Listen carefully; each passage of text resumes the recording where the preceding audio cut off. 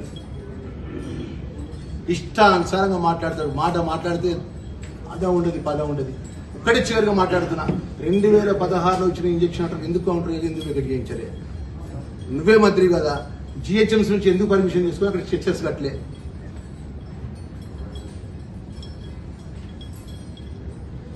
Government నీలే కదా, GHMC ఎట్లా permission ఇస్తుంది? సబ్ జ్యుడిషియల్ కోర్టులో ఉన్నప్పుడు జిహెచ్ఎంసీ పర్మిషన్ ఇయ్యేది కన్నా. ఆయన 82/E సంబంధించిన విషయంలో బట్ట ఆయన అంతకుముందు 2013లో, అంటే మాకన్నా బిఫోర్, ఆయన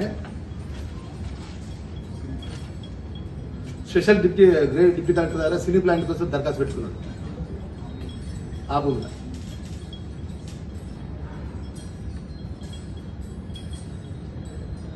మేము 2015లో ఎంటర్ అయినాం. ఇది అబ్జెక్షన్ ఫైల్ చేసిన మీద ఆగిపోయింది ఈ పర్మిషన్. ప్రైవేట్ సర్వీస్లో ఏదైతే పోలీస్ డిపార్ట్మెంట్ సంబంధించినటువంటి మేమేం చేసినామంటే, ఇట్లయితే కాదు, ఈయన సర్వే సహకరించాడు, దేనికి సహకరించాడు, ఇది జరిగే పని కాదు. మాట్లాడినప్పుడు అలా పెద్ద నోరు పెట్టుకుంటాడు, గట్టిగా మాట్లాడతాడు. నా అంత ధర్మాత్ములు ఇవ్వలేడు, నా అంత నీతిమంతులు ఇవ్వలేరు.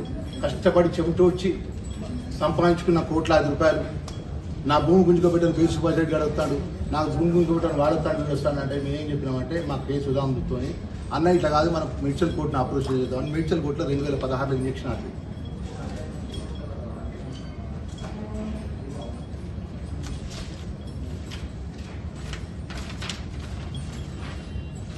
ఇరవై 23/24 అంటే ఇయర్ ఎన్నో తారీఖు కదా,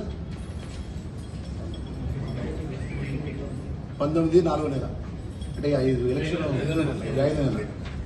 అంటే ఈ రోజు కూడా ఇది ఇంజక్షన్ ఆర్డర్ ఫోర్స్లో ఉంది. ఇంజక్షన్ ఆర్డర్ ఏమైనా ఇచ్చినాము, 82/Eలా మేము 4000 కదా కే సుధాం గారు రిజిస్టర్ డాక్యుమెంట్ చేసుకున్నాము. మా భూమి మీదకి మల్లారెడ్డి అండ్ వాళ్ళ కుటుంబ సభ్యులు వచ్చి మమ్మల్ని దౌర్జన్యం చేస్తుందని చెప్పి ఇంజక్షన్ ఆర్డర్ తీసుకుంటే, ఇంజక్షన్ ఆర్డర్కి ఇద్దరు కౌంటర్ వేసి ఇంజక్షన్ ఆర్డర్ వికెట్ చేయించాలి కదండి. ఆయన మహానుభావుడు కౌంటర్ వేసి వికెట్ చేయించాలి కదా.